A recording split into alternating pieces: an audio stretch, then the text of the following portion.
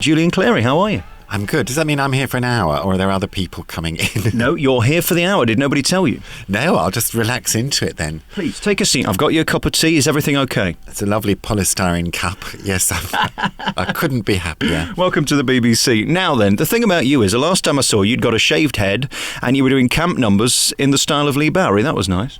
I thought you were peeping through my neck curtains. Yes, that was... an interesting phase of my life. I was in Taboo, Boy George's Taboo, and I loved that. And I never thought I'd do another musical because I'm not really known for my singing, but I did that. And then last year I played the MC in Cabaret. I think those are the only two roles for me in musical theatre, but you never know. Life is full of surprises, like, ballroom dancing in your late 40s. I didn't have that on my list of things to do, but I've learnt just to go with the flow and say yes to anyone that offers me any job. With good money. Not in that particular case, but no, just all part of life's rich pattern. It's something my mother taught me. She said, just say yes. Otherwise, what stops you saying yes is often fear, fear of public humiliation doing the ballroom dancing. I thought, I don't think do I really want to? She said, just say yes. And in fact, I learned, it's changed my life in many ways. I've learned to listen to music differently, and I've learned to be brave. There you are, punters, just say yes. You said there that you're not that known for your singing, yet every show I've ever seen you do, whether it be comedy or otherwise, you try and sing. I don't mind singing for comedy purposes. I write my own ditties, like, uncanny and unnatural, and when you're doing a live show, it's quite a nice way to punctuate it from the endless innuendo. You think, we'll just give everyone a little break now while I sing something. But I sometimes if you're working with a musical director, they say, what key would you like to sing this in? I don't understand any of that. I don't pretend to be musical. When I did Cabaret, I was sent for intensive training with a woman called Mary Hammond, who she trains Catherine Jenkins and all the proper people, and she likes a challenge. So yes, it's just a different medium of getting laughs generally for me. And would you say you were a disappointment to her, or in the end, did she manage to turn you into something of a singer? She did miracles, I think. There's that particularly complicated song in Cabaret, which I'm just floundering about to remember which one it is. Anyway, there's a lot of words in it, and it's a bit like a house of cards. If you trip over one word, all is lost. I can't remember a single word of any of the songs now, but when I do my own songs, I make a feature of forgetting the words, and that's another comic device. But you can't change a word when you're in a proper musical, and it's not all about me. I'm just a cog in the wheel, so it's a different ball game. Money, money, money, that's the song. If you happen to be rich and you feel like a night's entertainment and you pay for a gay escapade, if you happen to be... that's all I can remember. But it's, you see how it goes, it's quite fast. And of course, it's unforgiving, a musical, because there's so many things around you. There's the lighting, the scenery, and of course the band that really aren't going to stop for you. You've got to keep up with them. Yeah, and then at the Lyric Theatre where we were doing Cabaret, the band were behind you. So on screens, concealed from the audience, but on the balcony, you would see the musical director's face. When I would go wrong, he would roll his eyes, and you would just feel about 2 inches tall. It must be like when your child disappoints you and does something wrong and gets arrested. It must be the same feeling, all that effort, and you're still cocking it up. I know, and I could never quite work out where to come in, and the song starts. And so I would have to watch him, and he would do something or other with his baton. But, sometimes I'd miss it. I couldn't help myself. I saw you twice in Taboo, and I remember you did the act there that you didn't know when to come in. I wasn't sure whether it was part of the act because it got a laugh, so that's all that matters. Yeah, no, that was comedy. Ich bin Kunst, that song was. I am art. Ich bin Kunst. Happy days. Absolutely. And the thing I love is comedy, and I love a comedy performer, and you're unique and you're different. Is it hard being you, though? Because especially when you come and talk to an idiot like me, there's an expectation you've always got to be funny and, of course, camp. And you're actually really intelligent and serious about what you do, aren't you? Well, thank you very much. We won't take a vote on that. That side of me can come out in books, I think. But I decided at quite an early age that, first of all, I wanted to be a pop star, then I wanted to be an actor. And I have certain mannerisms and a certain way of speaking. And luckily, I thought, well, I would just work with this, things that might be a disadvantage. I used to go to auditions and they said, you're auditioning for the part of a lumberjack. I said, oh, okay. and I never, ever got any acting work. I thought, I will make myself the product. That's the only way to go if I want to find a niche. And so I accept that's what people expect, and I can deliver that if that's the way it's going. Is there anything that you enjoy doing the most, or is it nice to be able to do light-hearted Paul O'Grady 1 minute and then out doing your mucky gags the next? I love the way my life has worked out, and I like the variety. I couldn't do any one thing, so.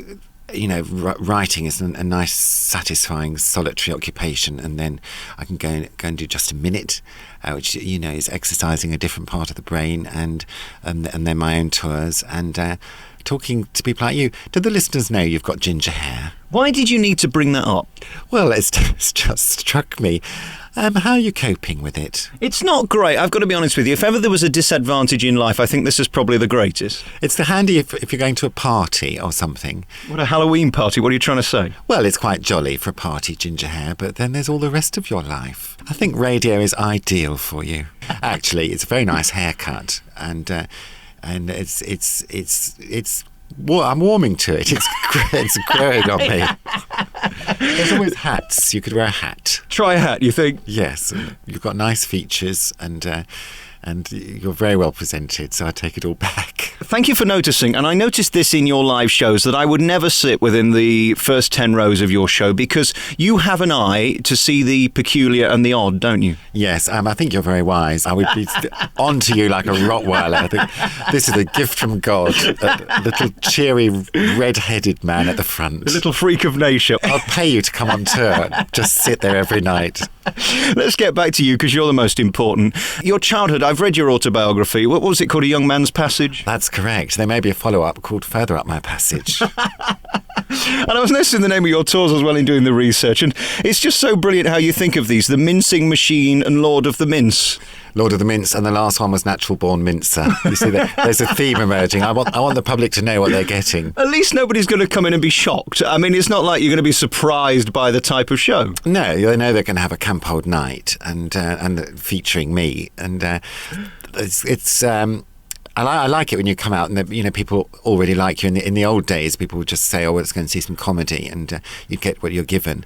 But if you're paying good money to see Lord of the Mince, then mincing will be involved.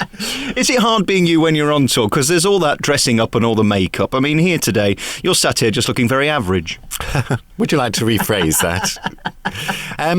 No, I love it. My interest in show business has always involved dressing up. I used to go and I've got an older sister who was a tiller girl, and she used to do all that sort of glamour dancing with feathers and headdresses. I thought, oh, what a life, how fabulous. And although I was a comedian, I could, as was the fashion in the 80s when I started, just gone out in my jeans and T-shirt. And I thought, no one else is wearing slap and black rubber. I'll corner that market. Was there ever a costume and you said, no, that's just going too far? Well, there wasn't. I look at pictures now. There's something of me on YouTube wearing the tiniest, skimpiest black rubber bikini with star holes cut out and my nipples on display. And I'm really quite a shy person. And, I'm the son of a policeman, and I don't know how this all happened. But it seemed a good idea at the time. I don't wear black rubber anymore. It would be undignified. And do you find has gravity taken a hold and it just wouldn't look right? Well, it was of its time. There's the same with Lycra. So one has to act with dignity. We're back with Julian Clary here on your favourite local radio station. Let's go right back to the beginning then. You as a child, I gather you were always a bit different. Yes, I was. I was a very solitary child, and I didn't have any friends really at school. I was perfectly happy. I'm not asking for sympathy.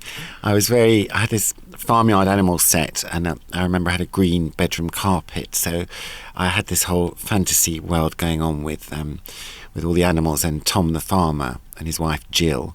And so yeah, I've always had an active imagination, and I'll speed through my life, but the Catholic Benedictine school was fairly oppressive, and the corporal punishment was rife and so on, and they weren't inclined to encourage me. It was everyone had to look the same and act the same and play rugby, and that was a difficult time. And then I left and went to Goldsmiths College to university, which was the complete opposite. You're encouraged to be an individual, and so I rather blossomed at that time. And yes, I never felt the need to suppress myself. What gave you the inner strength to fight that and be individual? I think my mother, really. I think one has to look to the parents. My father was always a bit bewildered by me, and I was his only son, and probably not quite what he had in mind. But my mother and my mother's side of the family were always very funny, although she was a career woman, a probation officer. She would do funny things like walk into the room with a pair of knickers on her head, and I think she encouraged the sensitive side of me, and she actually named me after a priest called Father Julian that she knew when she was growing up. So yes, we'll put it down to my mother, I think. And the thing about your later act was that you could say the most outrageous things, but it felt like it was coming from your grandma. How have you managed to create that? I don't know. It's something that just happened. I didn't think about it. But because I speak in a certain way, and I was well brought up and I speak nice, I think that helps. And it's also a comic device. If you're saying something filthy it's more of a surprise. You mentioned earlier Tom the Farmer, who was in your dreams or your bedroom at the very least. What did you do with Tom the Farmer? He was a little plastic figure. Actually, he sat in a tractor, so his legs were permanently bent. And he used to trot around, and I would make up these stories. And his wife, Jill, who was holding a bucket, got chewed up by our dog Monty, and she had no legs, and so I would incorporate that into her disability. Became part of life on the farm, and she would prop herself up against a couple of pigs or a bit of fencing, and life went on. You're talking about this as if it's real. Well, it was very real, and it was my favourite thing to play with. So it was like my own soap opera, I guess. And nothing's really changed. When I read your new book, which is called Devil in Disguise, it really is the same thing, isn't it? You just thinking of stuff, in this case, just writing it down, whereas in those days you just lived it. Well, I think that's what novel writing is. It's a story, and I don't plan my books out like everyone tells me I should. You're supposed to have a big board and post-it notes and work out the plot in each chapter. I just plough ahead and see where it leads me. And the first draft certainly is where you're telling yourself the story, and that's not dissimilar to what I was doing as a child. With the farmyard animals. Once I've got the first draft done, the fun part is the second draft where you're fleshing it all out, and you live in this imaginary world. You have a whole gallery of characters that almost tell you, if not the story, then the dialogue. Once you get over halfway, it's just a question of tuning in. Fascinating way to carry on, because I wrote most of this while I was on the Strictly Come Dancing tour. So I had my dancing life, and there I was at the O2 giving my samba and my quick step, and then I would retreat to my hotel room and have this whole contrasting creative life. I've read this book and it's fascinating because it's drag queens, murder and betrayal basically. But what I loved about it was just the little nuances. At one point you talked about cauliflower cheese, and I could imagine you saying it. That's always nice when you read a book and you can imagine the author telling the story. It's an advantage I have. It's an advantage well-known people have. There's all this talk about finding your voice. I'm well aware that the reader is going to hear me in their ear as they're reading it. That's just my good fortune, really.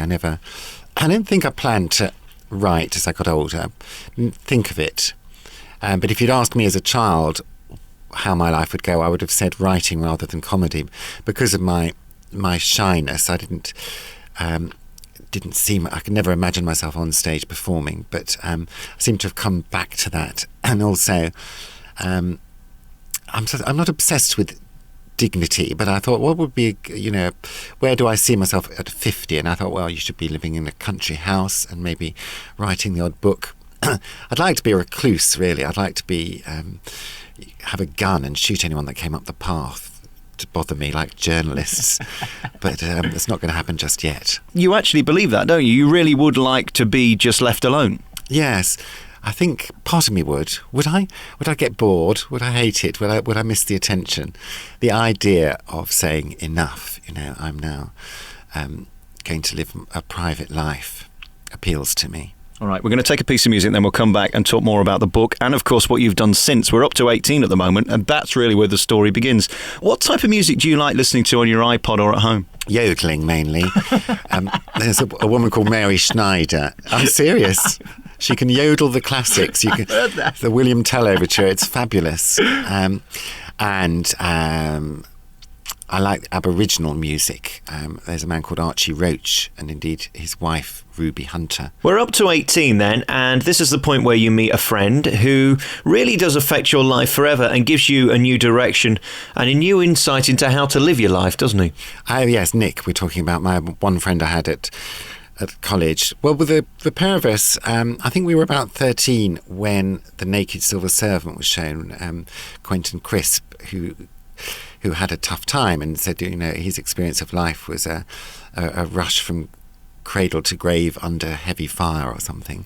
So that kind of warrior-like embracing of your own difference and his determination that he had a right to be, as he put it, an effeminate homosexual, coming into our experience at an age where we were what you call impressionable. I think that those are factors. And so Nick and I, people would shout out Quentin when they saw us. Nick even dyed his hair red. So we became very odd at school and enjoyed that kind of status, although there was a lot of aggression that went with it. And then when I left and went to university and met girls for the first time and was doing a drama and English course, and everything just sort of flowered from there. And then when I left university, I'd already started doing a cabaret act with a girl called Linda, and we were called Glad and May. So we were just starting. That was actually still do jokes now that I did then, rather embarrassingly. And we used to go down people's handbags and dangerous bits of improvisation. She was a punk rocker. She was in a band called Linda and Her Genitals, which was of the time. So I learned a lot, and looking back on it, I can see that was how that began, and I still like, as we know, messing around with the audience and just being silly. It just brings the house down. It's that uncomfortableness that you don't go in a lady's handbag. We're trained to think that, and you do. Oh, yes. And also because you don't know what's in it. There might be nothing, but, some house keys. Can you hear my stomach? I'm very, very embarrassed.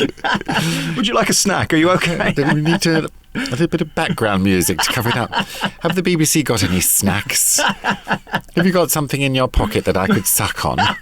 A Murray mint? I've got a chewing gum. How about that? Well, no, I can't be chewing. It's not what your listeners want to hear. Are you chewing while you're interviewing me? I don't want bad breath. We're very close, and I'd hate you to go writing on websites that I have bad breath. You've already slagged off my hair and my clothes. I don't want anything else writing. He's chewing the cud here. Where were we? That's right. So there, Linda and I were doing this double act, and she auditioned for a theatre job, and she got it. So then I was left on my own, and I did our double act as a solo act, calling myself Julian Pieface for a while, which then transformed into the Joan Collins fan club. And Gillian, that was a drag act, and I was never comfortable with that. So that's where the black rubber came in. I thought, I want to dress up, I want to wear makeup, but I don't want to be a female impersonator. So Joan Collins fan club, Friday Night Live, Sticky Moments, present day. There you are. But the interesting thing, as you rumble away, is that you really took risks, and the time when you were being outrageous was not a time that was necessarily good for gay people. I mean, in 2009, we all know that everything's fine and the Alan Carrs can do their act, no problem, nobody raises an eyebrow. Was there ever a moment where you thought, I'm going too far here, people's reaction is not good, or were you always okay? No, I quite like going too far. I think you could, if you want to find where the line is, you can only find it by crossing it. Well, it was a very oppressive time in the 80s, and I felt very self-righteous about my sexuality, and I felt that the world, it needed, ignorance and fear and prejudice are all interlinked. certainly prejudice and ignorance. I thought, well, if they're ignorant, it needs to be demystified. So I went on stage and very graphically explained what gay men do to each other, and I feel the public benefited from that. Did we need to know, though? That's the question. I like making people laugh, but I also like the sharp intake of breath that you get from people where they can't quite believe that you've done that. I mean, it's not wouldn't be shocking now, and I try not to go on and on and on about my sexuality in my new show because people just shrug at you. But I think we've got the drift as well, haven't we? You know which side of the church I sit on. We're not wondering about that. And then, of course, you go on to be a huge successful TV star. It wasn't mainstream ever. Did you know you were innovating at the time, or was it just your life? I didn't know how else it was supposed to be. It was a very different time when I did Sticky Moments for Channel 4. None of the executives even came to the recording. They just trusted you to deliver it. And I did things like pick the contestants out of the queue outside the studio. Well, I don't think you could do that now because they'd want to vet everyone, and they'd want, everyone that appears on game shows appears to be quite naturally extrovert and wacky, and that's what they think will work. But I didn't know who they were, so it was all. Well, in retrospect, quite dangerous, but I didn't. It was just a televisual form of my stage act. The next thing I want to talk about is the Comedy Awards, where it all went wrong. Oh, yes. And you went, and now you're back, which is great. In retrospect, I honestly believe it was a storm in a teacup. You made some comment about an important person that was perfectly within Julian Clary's act. Was it just because it was a quiet news day that The Sun effectively ruined your career at that point? I don't know, probably. I mean, I was bemused by the reaction. I know that I'd said something a bit rude, but didn't think it was that rude to warrant front pages. I have a different take on it now in retrospect. I think everything happens for a reason, and I was going through quite a difficult time, and there was a lot of sedatives involved. I was on sleeping tablets and Valium, and I think that I needed a break, and this is, the universe sometimes gives you what you want when you can't ask for it yourself. So I needed a break, and if you want to clear your diary, go on live television and be rude about the Chancellor, and you'll find that bookings are cancelled and you've got a good 6 months to get yourself together. So I think, thank goodness that happened in a way. How does it feel when you wake up in the morning and you get your papers delivered and you're on the front page of them and you're just little Julian Clary in your little house, suddenly national news? It's not a little house. I didn't like it. I mean, infamy was not part of the plan. I didn't. But it's. I mean, I can't believe we're still talking about it some 15 years later. But here we are, and taxi drivers tell me what they were doing at that time and where they were. And I know when I die that the obituaries will mention it. So I was talking to Boy George recently about it, and he said, it's like him saying he'd rather have a cup of tea than sex. It's something I've got to learn to live with. It was quite a good joke. At the time, I'm not known for writing sort of great jokes. No, I do more recycling is what I do, but it was quite a pleasing joke at the time. So there you go. Then you come back, and suddenly we find you on programmes like Strictly Come Dancing. Who'd have thought it? You mincing to great songs on primetime Saturday night TV. I know. I didn't plan it, and when I agreed to do it, I thought, well, I'll just be in this for a couple of weeks and then I'll be ejected. What I hadn't thought through was that you're getting 5 hours dancing private tuition with a world-class dancer such as Erin Bogue, and she did improve me. And you do, I mean, people don't like saying it anymore, go on a journey, but I did go on a journey, and I did start to want to get through for Erin's sake as much as anything. And it's a